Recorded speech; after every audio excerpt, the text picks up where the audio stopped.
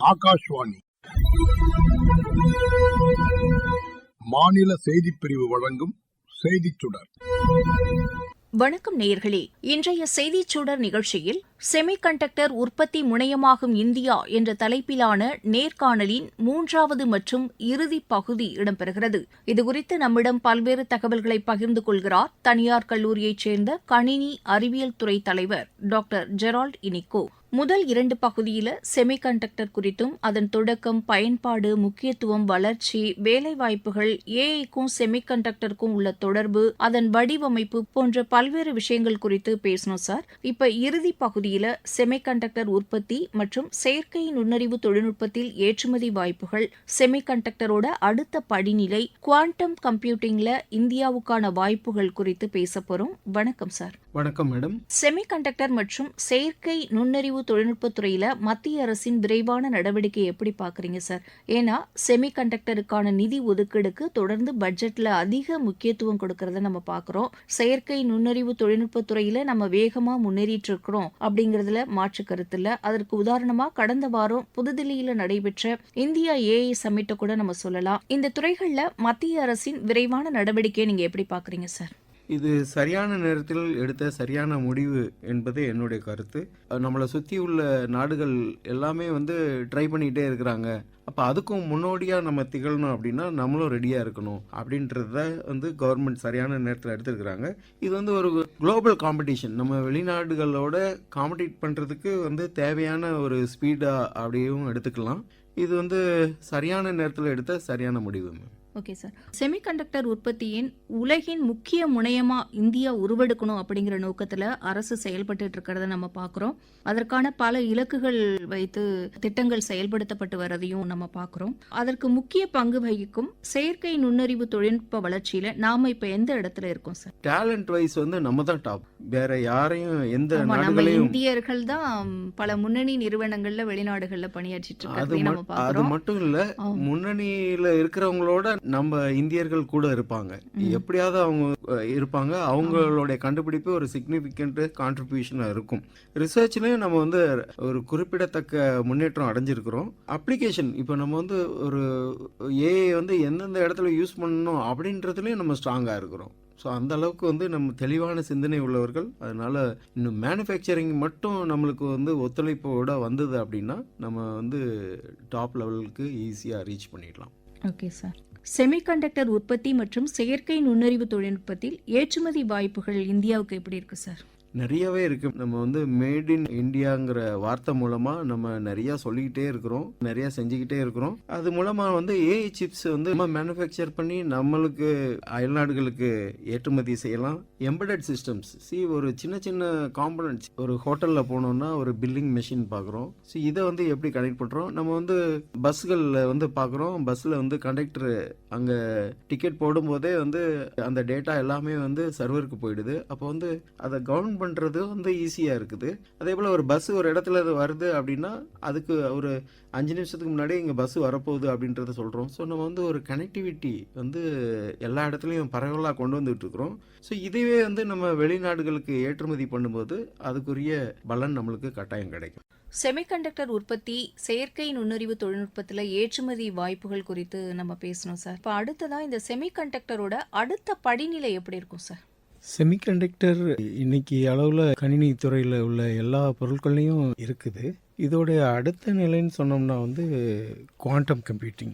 Quantum கம்ப்யூட்டிங்கிறது ஏற்கனவே உள்ள classic கம்ப்யூட்டிங்கில் zeros and once, அதாவது ஆன் அண்ட் ஆஃப், இந்த 2 ஸ்டேட்டு மட்டும்தான் இருந்தது. இப்போ அடிஷ்னலாக 3வது நிலை, அதாவது ஆன் ஆஃபும் சேர்த்து வர்ற மாதிரி உள்ள ஒரு தொடர் நிலைக்கு வந்திருக்கிறாங்க. அதுக்கு பேர் கியூபிட். ஏற்கனவே பைனரின்னு சொல்லுவோம். இந்த பைனரியிலேருந்து அடுத்து ஒரு பிட் அடிஷ்னலாக சேர்த்துருக்குறாங்க. அதுதான் குவாண்டம் கம்ப்யூட்டிங்.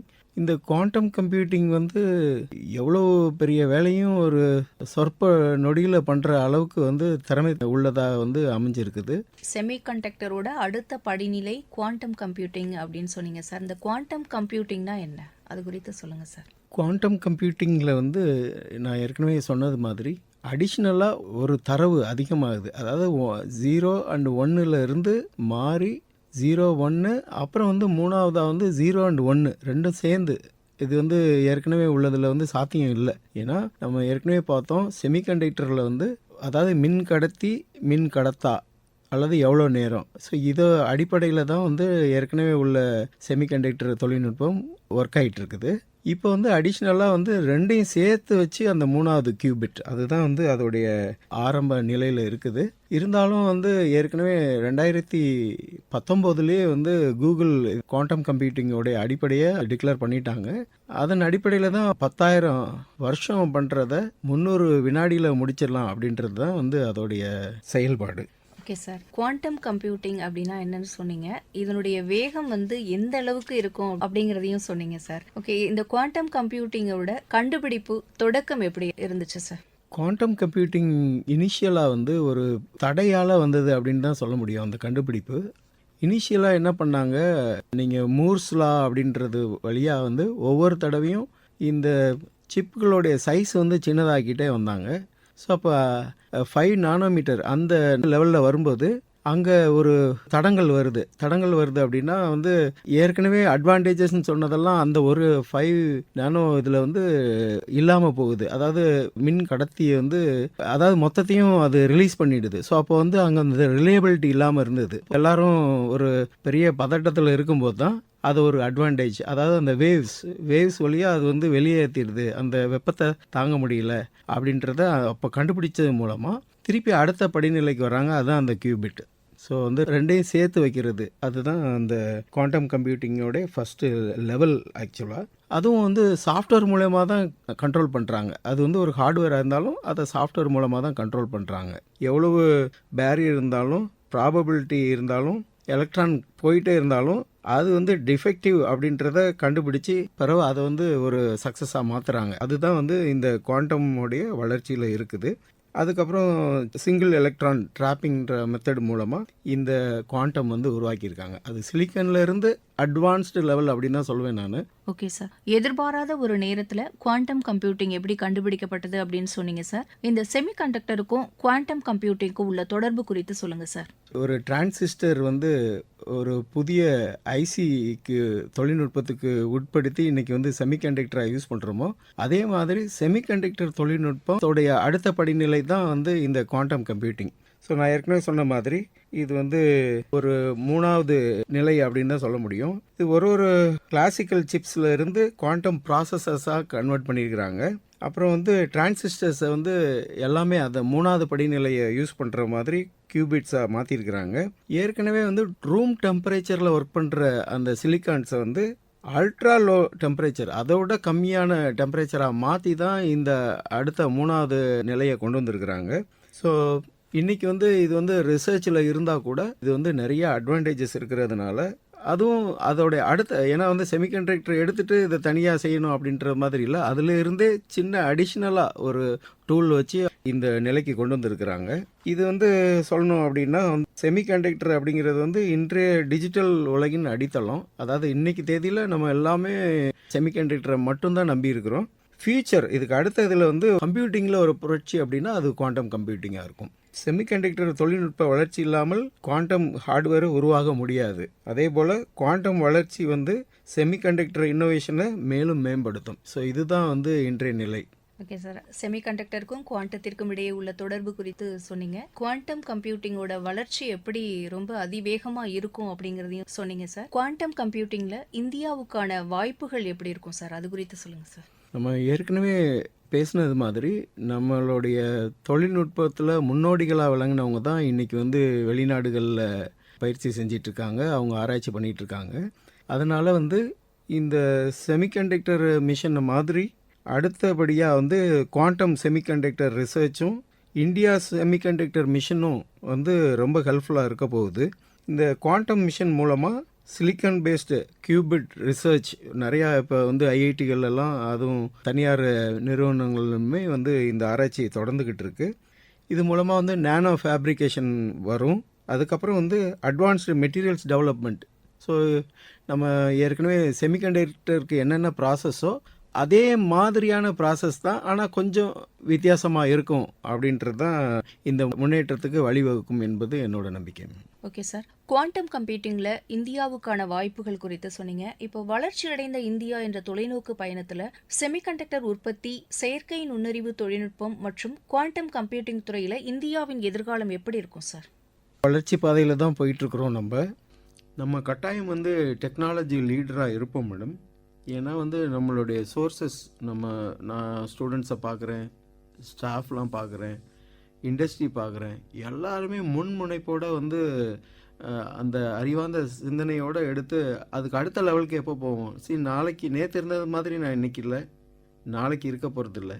நான் வந்து அந்த மாதிரி ஒரு டெக்னாலஜி லீடராக நம்ம இந்தியா எப்போவுமே இருக்கும். நம்ம வந்து நிறையா இப்போ வந்து இந்த ஏஐ அல்லது செமிகண்டக்டர் உற்பத்தி மூலமாக நிறையா ஜாப் கிரியேட் பண்ண போகிறோம். இதே மாதிரி இதுக்குரிய இன்னோவேஷன் ஹப் ஒரு ஏரியாலையும் வந்து இதுக்குரிய இந்த தொழில் சார்ந்த நீங்கள் வந்து ஸ்கில் டெவலப்மெண்ட்டும் அது வழியாக வந்துக்கிட்டே இருக்குது. இந்தியாவில் வந்து நிறையா செமிகண்டக்டர் டிசைன் இன்ஜினியர்ஸ் இருக்கிறாங்க. இவங்கெல்லாம் வந்து உலகின் பெரிய சிப் நிறுவனங்களில் பணிபுரிகிறாங்க. இந்தியாவிலே வந்து நிறையா ஆராய்ச்சி மையங்களை வெளிநாட்டு நிறுவனங்கள் ஏற்கனவே நிறுவியிருக்கிறாங்க.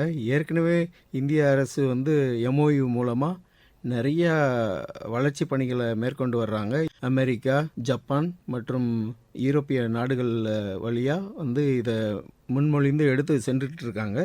அதனால் இந்தியாவில் வந்து ஏற்கனவே 2021 வந்து செமிகண்டக்டர் மிஷனும், இப்போ பரவலாக வந்து நேஷ்னல் குவாண்டம் மிஷன் மூலமாக இது முன்னெடுத்து சென்றுக்கிட்டு இருக்காங்க. இதில் வந்து செமிகண்டக்டர் ஃபேப்ரிகேஷனும் குவாண்டம் ரிசர்ச்சும் இணைந்து செயல்படுறதுக்கு அதிக வாய்ப்புகள் இருக்குது. ஒரு நாள் வந்து கண்டிப்பாக design in India, fabricated in India, quantum ready chips. So இது வந்து இதை மாதிரி ஒரு நாள் நம்ம கனவு வந்து நிஜமாகும். அன்றைக்கி வந்து நம்மளுக்கு எந்த போட்டியாளர்களும் இருக்க போகிறதில்ல. இது வந்து ஒரு தலைமுறையுடைய மாற்றத்திற்கான ஒரு முயற்சி தான். இப்போ செமிகண்டக்டரோட வளர்ச்சி எப்படி வந்து குவாண்டமுக்கு ஹெல்ப்ஃபுல்லாக இருந்ததோ, அல்லது குவாண்டமோட வளர்ச்சி செமிகண்டக்டரோட அடுத்த பரிணாமத்துக்கும் வளர்ச்சியாக இருக்கும். இந்தியாவினுடைய எதிர்காலம் மிகவும் சிறப்பாக இருக்கும். மொத்தத்தில் வந்து இந்தியா கரெக்டான பாதையில் போயிட்டுருக்கு மேம். நாட்டின் செமிகண்டக்டர் கட்டமைப்பை வலுப்படுத்த 10 முக்கிய திட்டங்களுக்கு மத்திய அரசு ஒப்புதல் அளித்துள்ளதையும், குஜராத் மாநிலத்தில் செமிகண்டக்டர் கருவிகள் உற்பத்தி, பரிசோதனை மற்றும் பேக்கேஜிங் வசதியை பிரதமர் திரு நரேந்திர மோடி நேற்று தொடங்கி வைத்துள்ளதையும் நாம் இந்த நேரத்தில் குறிப்பிட வேண்டியிருக்கு. மேலும் நொய்டா, அசாம் உள்ளிட்ட இடங்களிலும் புதிய செமிகண்டக்டர் திட்டங்கள் கொண்டுவரப்பட உள்ளதாகவும் மத்திய அரசு தெரிவித்துள்ளது.